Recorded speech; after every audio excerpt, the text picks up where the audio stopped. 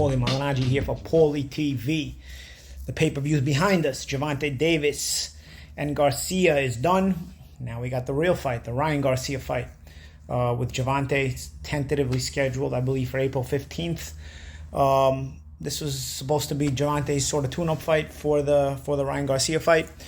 In modern day boxing, even tune-up fights wind up on pay-per-view. Yeah, I know. I thought the card sucked, but I'll be honest. Gervonta fought a thinking man's fight, boxed his way through the fight, and slowly, incrementally, eventually timed Garcia, who, in my opinion, ended up quitting anyway. He didn't want to continue. I don't think there was anything wrong with his eyesight, with his vision. I just think he had enough, and he took his payday. That money goes a long way in the Dominican Republic, and I think he took his payday and went home after the 8th round, which is a shame because I didn't think he'd boxed too badly. I think he had Gervonta thinking a lot, and it did take on the impression of a sparring session, but end of the day, it was I think it was worthwhile work for Davis going into the Ryan Garcia fight. I still don't understand why Ryan Garcia wouldn't want to take a tune-up fight before the Davis fight. I got a little bit of suspicions, but I don't know. It's kind of weird that you're going into a big fight. It's not like Ryan Garcia has been that active that now he's gonna not take the tune-up fight. He could probably use the tune-up fight against Mercedes Hesta, he was scheduled to do it before the Davis fight. But we'll see. First, let's see if the fight even happens, right? I mean, that's what they're saying. I'm hearing April 15th. I don't know what you guys are hearing. And I think at least Davis has been active, and I think he's probably going to be the favorite because he's been so active. But I'll tell you, physically, Ryan Garcia does have the tools. It's just I don't know if mentally he wants to do this. And if you don't want to mentally do this, in my opinion, Gervonta Davis is battle tested. He's been in with against rugged guys like Pitbull Cruz. He's kind of seen all styles, and he's willing to be in tough fights, and we've seen that he's willing to work his way through them. We've also seen Ryan Garcia got up over the canvas against Luke Campbell. But what I took out of that fight, although I thought it was a positive thing, the way he came back and beat Luke Campbell, the fact that he's been so inactive since, to me, also tells me that maybe he got scared. Maybe he got scared that the entire empire of this image might have blown up in his face if he loses the fight. So he's better off not being so busy as a fighter and more so procuring his brand and image. It's a big pay fight with Gervonta Davis. Eventually, it had to happen, and here it is. Again, I think physically he's got the tools. He's long, he's tall, he punches hard, and Davis is his defense is solid, I think, but it's not the best defense. He does get hit. So with a guy and I think Garcia is probably the biggest power threat that Gervonta Davis has faced in his career. I don't think there's been a stronger fighter. Maybe Pitbull Cruz was kind of strong, but I think he wasn't dealing with as much physical attributes as Gervonta would be dealing with Ryan Garcia fight, because Ryan's tall, he knows how to use that length with his jab, and obviously he's got a big right hand and a big hook that can both hurt you, and he's got faster hands than Isaac Cruz too. So definitely, regardless of the inactivity of Ryan Garcia, I think from the physical standpoint, the physical attributes, I still think it's the biggest threat for Gervonta Davis so far in his career. Again, Davis has fought some pretty good opposition. I think he's well prepared for it. Guys like Rolly Romero were tall, and Rolly was boxing well. But also, I gotta be honest, I thought Gervonta was losing the fight against Rolly until he stopped him. The fact that he was able to so calmly dispose of him, despite being behind on the scorecards, in my opinion, shows that he knows how to work his way through a tough 12-round fight, and he knows how to think his way through it and not panic. I don't know if things get if somebody like Ryan gets his back pushed against the wall, so to speak, in a tough fight like against Gervonta Davis, how he's going to react, if he knows how to navigate his way through it. With the Luke Campbell fight, he got up off the canvas, he got the stoppage. If he would have had to navigate his way through it, does he have the mental wherewithal to stay with the plan when he's hurting, when he's mentally in a panic mode?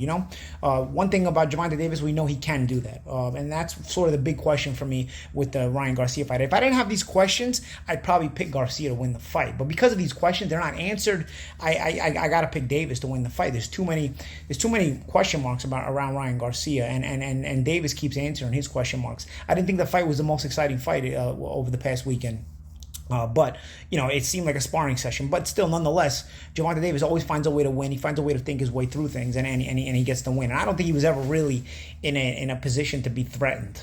So a good win for Gervonta Davis. Let me know what you guys think of the Gervonta Davis and Ryan Garcia fight in the spring, if you think it's going to happen, and what your thoughts are on who should be favored, and how it plays out, and is it even a good fight? Are you guys excited about it? It's certainly some things to think about. Let's talk about the undercard now. Jaron Boots Ennis over the weekend got a 12-round decision win. First time he's had to go 12 rounds. And the opponent, which honestly, dude, the guy's last name was hard to pronounce.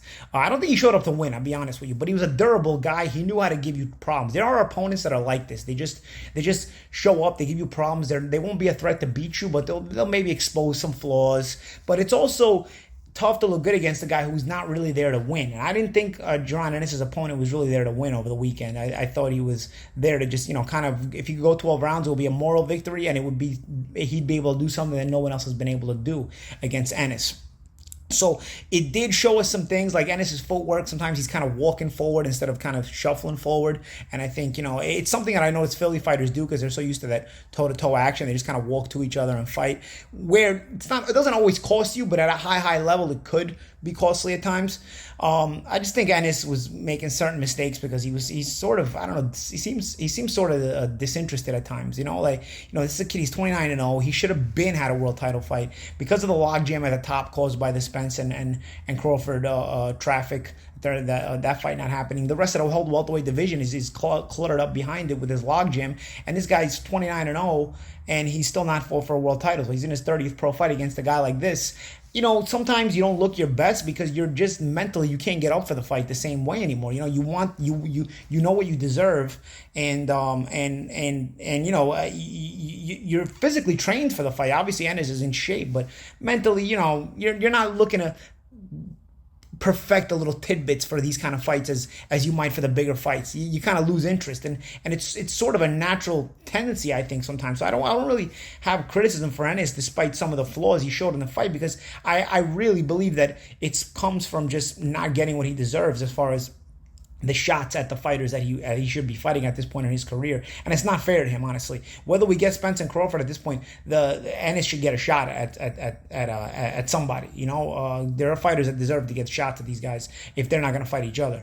I can remember a few years ago we were waiting for Wilder and Joshua fight. When they didn't fight, Tyson Fury came in and ended up beating Wilder. You know what I mean? And then Usyk came in and ended up beating Joshua. There should be top guys like Ortiz and Ennis who deserve their shots at Crawford and Spence. And I'm not saying for sure that they beat Crawford and Spence, okay? But I'm saying this. They deserve their shot at being able to eliminate the chance for Spence and Crawford to happen, just like Fury and Usyk ended up eliminating the chance for Wilder and Joshua to happen, at least at a high level.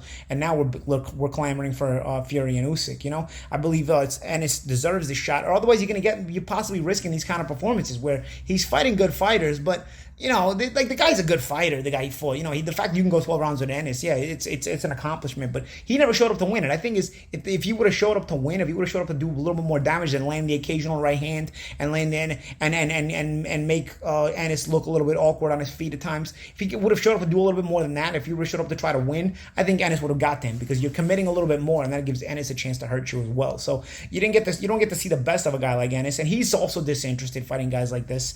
I don't know. I'm not making excuses for Ennis. Listen, there's certainly some criticisms to give, but I also I'm understanding of that kind of performance. Nonetheless, it's really not that much criticism to give anyway. I mean, he still won 120 to 108 on all the scorecards. So. And probably the fact that he won 12 rounds probably does him good. Probably does him a little bit of good. And we'll see if he can get the shot that he deserves. With Roman Villa and Rashidi Ellis, a surprise upset there with Roman Villa. Rashidi Ellis has been a guy who sort of came along slowly, signed the Golden Boy. I don't think he was able to get the shots at any of the titles. But he had pretty good wins. I can remember him knocking out Eddie Gomez, who was a pretty good New York prospect a few years back. So Ellis, there was a time where he looked like the goods, but he just sort of never got to mature, never got the shots that I think at his best he would have maybe, been giving some top guys problems.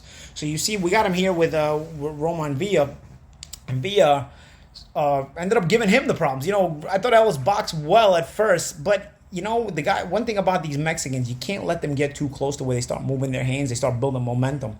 Well, Mexican fighters love to be able to build momentum, throw their shots in combination. And once you let them get that kind of confidence, once you engage them in that kind of fight, you've got to stay with that kind of fight.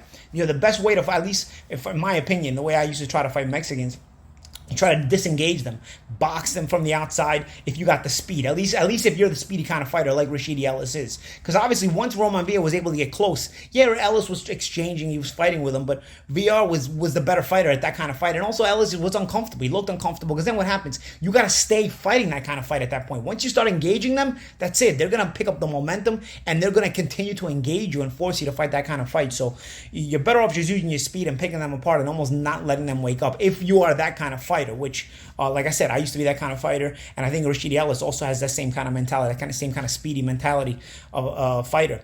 Instead, Ellis ended up trying to throw some extra combinations. You try to put some punches together a little bit more. What happens? You end up staying in the pocket a little more. You end up, you piss the guy off because then he wants to engage you a little more, and he starts to put more pressure on you. And now all of a sudden you wind up in this kind of fight. And Rashidi Ellis was sort of outworked in this kind of fight. He ended up getting dropped in the 12th round twice.